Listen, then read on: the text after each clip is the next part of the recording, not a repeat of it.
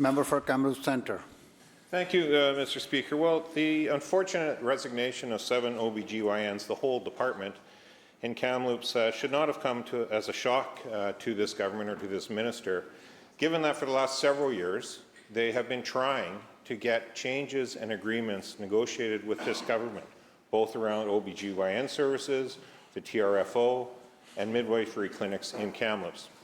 In fact, they thought they had a deal with this government just before the last election, and then, like every other election promise this government did, it disappeared after the election. A year later, the OBGYNs, facing a burnout and fear for patient safety, crafted a letter to Interior Health and the Minister of Health, letting them know that they needed to see the changes or they would have to consider resignation. That was on October 1st.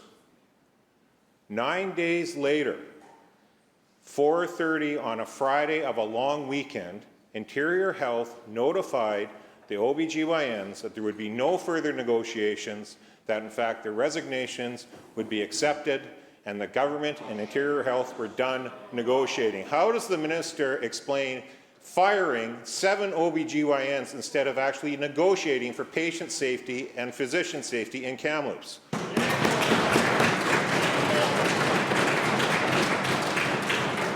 Minister of Health. Thank you so much, Honourable Speaker. Thank you to the member for the question and raising the very serious issue around providing maternity services to people in Kamloops and the region, which of course is absolutely critical, and people need to know that it is there for them. And so I want to start off my answer by assuring people that anybody who is going into labour or is experiencing serious risks in their pregnancy, they should always present at Royal Inland Hospital, and that the care will be there for people to continue to work with their primary care providers during this time.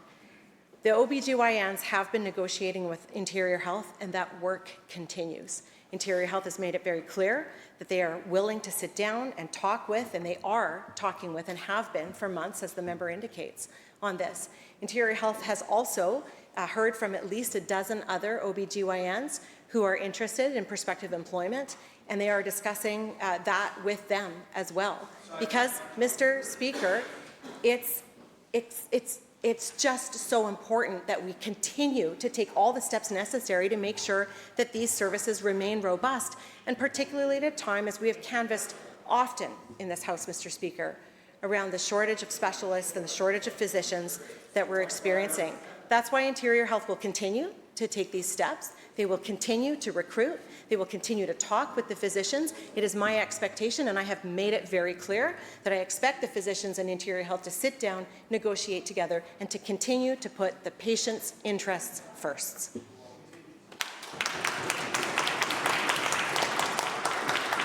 Member supplemental. Thank you, Mr. Speaker. Well, that answer simply doesn't hold up. The reality is they've been begging for 2 other OBGYNs to be recruited into Kamloops over the last couple of years, and they haven't been able to fill those spots. Yet now the minister wants us to believe they're going to magically find 7 to replace the 7 they just fired because they didn't want to keep negotiating. The 12 the minister mentions are not credentialed in Canada, would take years of shadowing before they would actually be up to steam, because they actually applied previously and were deemed to be not acceptable to fit into the OBGYN services within Kamloops already. There's a very simple way. The minister keeps saying they're negotiating. Interior Health has told the doctors the negotiations are over, done. The ministry and Interior Health are done with this.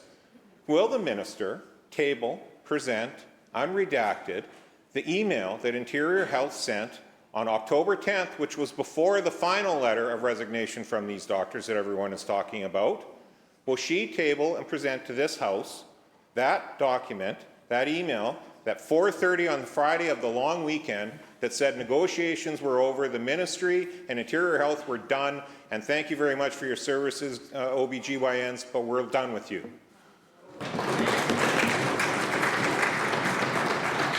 Minister.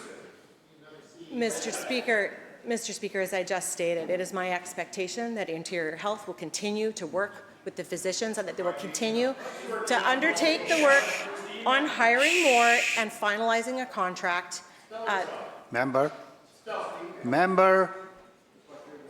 Minister will continue. and finalizing a contract that will significantly increase compensation to fill vacancies. In the meantime, Mr. Speaker, Interior Health continues in recruiting and attracting locums to fill spots. I want to be very clear that physicians don't just submit a resignation letter and then walk out the door, that they have duties to uphold, and that includes a 90-day transition period. That is time for Interior Health to continue working on this file and to continue working with these OBGYNs, and it is my hope that perhaps some of them will change Member. their approach. But Mr. Speaker, the member talks about credentialing taking, well, I think he said years.